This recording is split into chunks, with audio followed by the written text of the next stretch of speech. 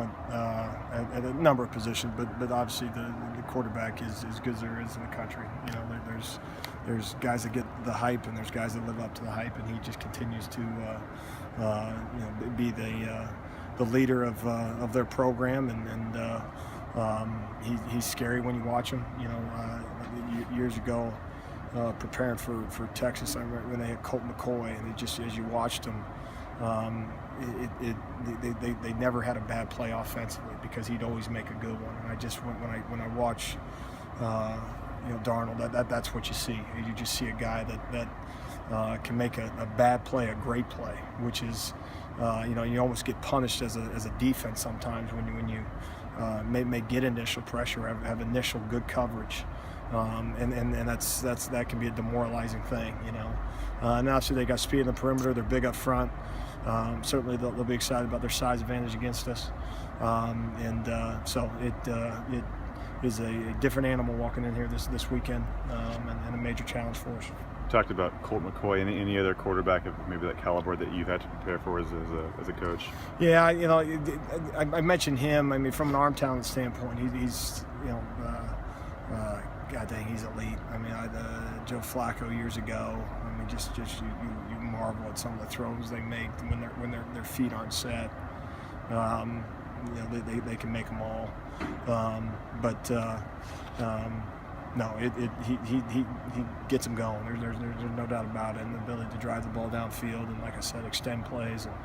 And it's difficult to get a beat on. You know, what's the magic coverage or the magic scheme defensively that's going to stop that. And the reality is there isn't one. Last week you said your secondary wasn't physical enough. Mm-hmm. Do you feel they made a step towards that this week versus Nevada? And is that something that's going to be able to, that you're going to need to break up the tempo that Sam's going to create? Well, you do. I mean, the alternative is to watch guys catch footballs, and so that obviously isn't a great recipe for success in the secondary. But no, it's you got to give credit when they're being physical and they're being aggressive. It's important that they know that that's the standard that we want them to play at. And this past weekend they did, which is good. And so you got to build confidence from that. You got to obviously translate that into another great week of practice. And it's always a 1 week evaluation. You got to do it the next week if you did it the week before.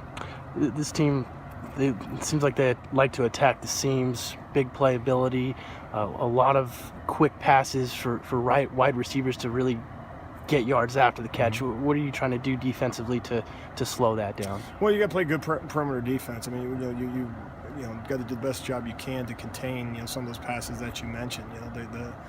They throw the ball 5 yards downfield and they turn it into a 30 or 40 yard gain. That's there's a breakdown somewhere. And like anything, it's easy to say, okay, we're just going to 5 yard and completion, then we'll just tackle it. Well, you just don't do anything. It's very difficult in some of those things they do. Their motions and the way they spread you sideline to sideline, and then they have the ability to hit you vertical as well. And so that's the challenge. Is can you make sure you got a good eye discipline? Can you make sure that those underneath throws end up as underneath gains? While still being disciplined, that you guys got guys on top of receivers when they do push the ball forward. Obviously, a few California guys on this defense. Does it seem like they're maybe a little excited to play this game? A lot of those guys grew up as USC fans and probably hope to play there and then get overlooked and end up in a place like this. Yeah, and you'd have to ask the guys. I'm sure in some cases there's no question. I mean, I don't know that I certainly don't know who those individuals might be. We had a good work tonight. You'd otherwise say we got a jump start, but with a Friday night game, we're 6 days away, and then very quickly it's going to be 5 days away, so we're certainly, as like I said, you feel like you're ahead in some ways, but no, they bounced around. I think the energy's good. I'd like to. I think the focus is on us, but no, I think they'll be excited to play football on Friday. Coach, you had at times where Darian Moulton looked like he was at nickel. Jalen Thompson came up from safety. Deion Singleton came in back there with Robert Taylor, and then you had Sean Harper, who's been getting